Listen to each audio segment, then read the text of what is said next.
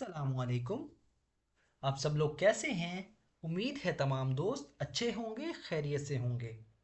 दोस्तों, आज का हमारा जो टॉपिक है, हैप्पी मेमोरीज, खुशगवार यादें। हैप्पी मतलब खुशगवार, मेमोरीज मतलब यादें। मेमोरी कहते हैं याद को या यादाश्त को। सो फ्रेंड्स, आज की इस वीडियो में हम इस छोटे से पैराग्राफ की ट्रांसलेशन करेंगे। अगर आपने हमारे इस चैनल को अभी तक सब्सक्राइब नहीं किया तो अभी चैनल को सब्सक्राइब कर लें और साथ में लगे बेल आइकन को ज़रूर प्रेस कर लें ताकि हमारी आने वाली इस तरह की न्यू वीडियो का नोटिफिकेशन सबसे पहले आप तक पहुंच सके। तो दोस्तों, शुरू करते हैं अपनी आज की video. I remember the day I went to the beach with my family. I remember, remember का मतलब होता है दोस्तों याद रखना या याद होना। आई रिमेंबर मुझे याद है, द डे दिन, आई वेंट मैं गया था। वेंट मतलब गया था, ये एक पास्ट की बात कर रहा है, सेकंड फॉर्म है। गो मतलब जाना, वेंट गया था। टू द बीच साहिल समंदर पर, बीच कहते हैं साहिल को, साहिल समंदर को। विद माई फैमिली, विद मतलब के साथ, माई फैमिली अपने घर वालों के साथ, अपनी फैमिली के साथ। आई रिमेंबर द डे मुझे वो दिन याद है, I went to the beach with my family जब मैं अपने घर वालों के साथ साहिल समंदर पर गया था। ये एक पास्ट के बारे में बता रहा है। मुझे वो दिन याद है जब मैं अपनी फैमिली के साथ साहिल समंदर पर गया था।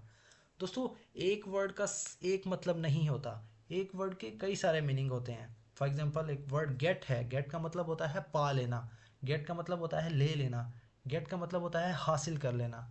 तो आपने जो है सेंटेंस के लिहाज से उसका जो है मतलब है वो ट्रांसलेट करना है। सेंटेंस के लिहाज से आपने अपने माइंड में ये रखना है कि दूसरा पर्सन जो है क्या कहना चाहता है, इसका क्या मतलब हो सकता है। I remember the day I went to the beach with my family, मुझे वो दिन याद है जब मैं अपनी फैमिली के साथ साहिल समंदर पर गया था। The sun was shining bright and the waves were crashing against the शोर।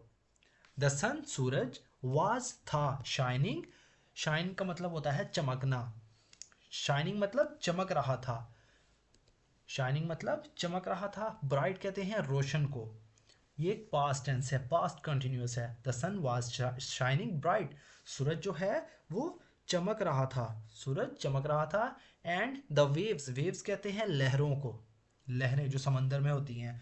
वर मतलब थी, क्रैशिंग अगेंस्ट साहिल से टकराना, crashing crashing against the shore, इसका मतलब होता है साहिल से टकराना या साहिल से टकरा रही थी। शोर कहते हैं दोस्तों किनारे को। The sun was shining bright and the waves were crashing against the shore, सूरज चमक रहा था और लहरें साहिल से टकरा रही थी, जो लहरें थी वो किनारे से टकरा रही थी। I built a sand castle with my siblings and we had a contest to see who could make the tallest one. I built, built का मतलब होता है बनाया या तामीर किया। बिल्ड मतलब तामीर करना, बिल्ट मतलब बनाया या तामीर किया, ये पास्ट है। अ सैंड कैसल कहते हैं एक रेत का किला, रेत के जो घर बनाते हैं ना बच्चे, या हमने भी बनाया जब हम बचपन में थे तो रेत के हम भी घर बनाते थे। सैंड कैसल रेत का किला। विद माई सिबलिंग्स अपने बहन भाइयों के साथ, सिबलिंग्स कहते हैं बहन भाइयों को, सिबलिंग्स मतलब बहन भाई। आई built a sand castle with my siblings, मैंने एक रेत का किला बनाया अपने बहन भाइयों के साथ। एंड और we had a contest, we मतलब हम या हमारे, हैड मतलब था या रखता था, हैड था या रखता था। अ कॉन्टेस्ट मतलब एक मुकाबला, and we had a contest और हमारा मुकाबला था। टू सी देखने के लिए, हु मतलब कौन, कुड सकता सकता था, कुड जो है ये एक सेकंड फॉर्म है, कैन मतलब सकता है, कुड मतलब सकता था। मेक बनाना, द टॉलेस्ट वन सबसे ऊंचा। I built a sand castle with my siblings and we had a contest to see who could make the tallest one. मैंने अपने बहन भाइयों के साथ एक रेत का किला बनाया, रेत का घर बनाया, और हमारा मुकाबला ये देखने के लिए था कि कौन सबसे ऊंचा बना सकता है। और हमारा मुकाबला, we had a contest to see, और हमारा मुकाबला ये देखने के लिए था who could make the tallest one, कि कौन सबसे ऊंचा बना सकता है। Our laughter and screams of excitement filled the air. और मतलब हमारी या हमारा, लाफ्टर कहते हैं दोस्तों हंसी को, कह कहा लगाने को। एंड और स्क्रीम्स मतलब चीखें, स्क्रीम का मतलब होता है चीख मारना या चिल्लाना। ऑफ एक्साइटमेंट जोश की। फील्ड मतलब भर दी, द एयर हवा। Our laughter and screams of excitement filled the air.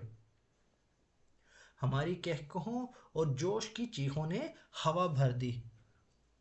मतलब इसका कहने का क्या है कि हमारी हंसी ने और हमारी जोश की चीखों ने हवा भर दी, मतलब कि खुशी को और दुबाला कर दिया, खुशी को बढ़ा दिया।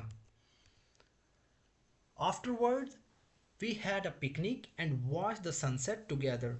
आफ्टरवर्ड उसके बाद, आफ्टरवर्ड का मतलब होता है उसके बाद।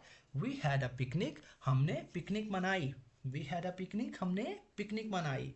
एंड और वॉच्ड देखा या देखी। द सनसेट गरूब आफ्ताब टुगेदर इकट्ठे। Afterward we had a picnic and watched the sunset together. उसके बाद हमने पिकनिक मनाई और गरूब आफ्ताब को इकट्ठे देखा। उसके बाद हमने पिकनिक मनाई और एक साथ गरूब आफ्ताब को देखा, सूरज को गरूब होते हुए देखा। It was a simple yet joyful day that I will always remember. It was ये था, अ सिंपल एक सादा, येट का मतलब होता है फिर भी, वैसे येट का मतलब होता है दोस्तों अभी तक या अभी नहीं। इसका इस्तेमाल हम ज़्यादातर नेगेटिव सेंटेंसेस में करते हैं। फॉर एग्जांपल अगर हमने किसी से पूछना हो have you finished your homework yet, क्या तुमने अपना काम ख़त्म कर लिया है या नहीं, तो यहाँ हमने येट का मतलब लिया है फिर भी। जॉयफुल कहते हैं खुशी या खुशगवार। डे दिन। दैट जो कि। आई विल जो है ये एक फ्यूचर टेंस है। आई विल गा या गी ऑलवेज हमेशा। रिमेंबर मतलब याद रखना। It was a simple day वो एक सादा दिन था। येट फिर भी जॉयफुल खुशगवार था।